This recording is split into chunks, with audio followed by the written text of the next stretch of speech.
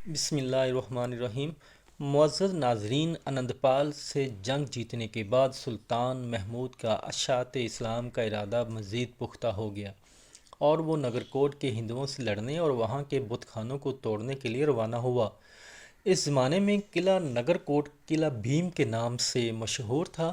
سلطان محمود نے تیزی سے سفر کیا اور نگرکوٹ پہنچ کر قلعے کا محاصرہ کیا۔ اس کے افواج نے وہاں کی غیر مسلم آبادی کو وسیع پیمانے پر قتل کیا۔ یہ قلعہ راجہ بھیم کے زمانے میں ایک پہاڑ کی چوٹی پر بنایا گیا تھا اور یہ مندر اس قدر وسیع تھا گویا بتوں کا گڑھ تھا۔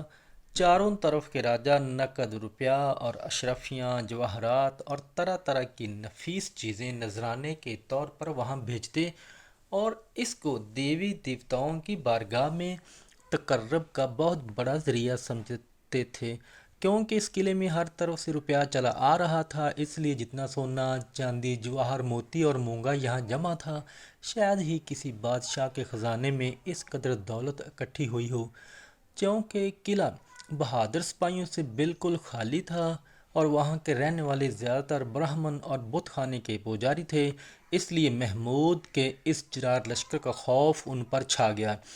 اس کا نتیجہ یہ ہوا کہ محاصرے کے تیسرے روز فریادیوں نے قلعہ سے نکل کر سلطان سے جان کی امان طلب کی۔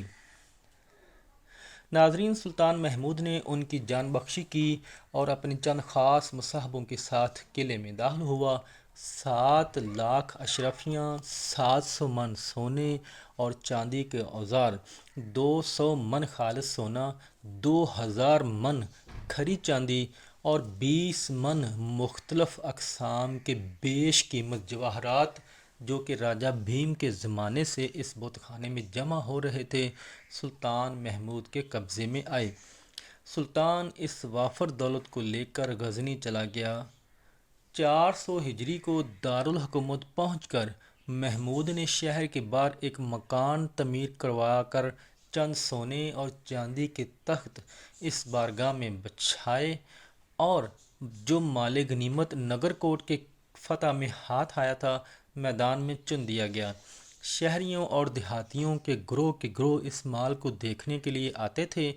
3 دن تک یہ میلہ جمع رہا اور سلطان نے بے شمار جشن منعقد کیے اور نیکوں اور مستحقوں کو بخشش اور عطیوں سے مالا مال کر کے رعایا کے دل جیت لیے۔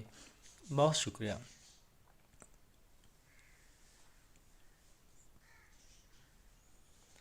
یا اللہ، فلسطین کے مسلمانوں کی حفاظت فرما، آمین۔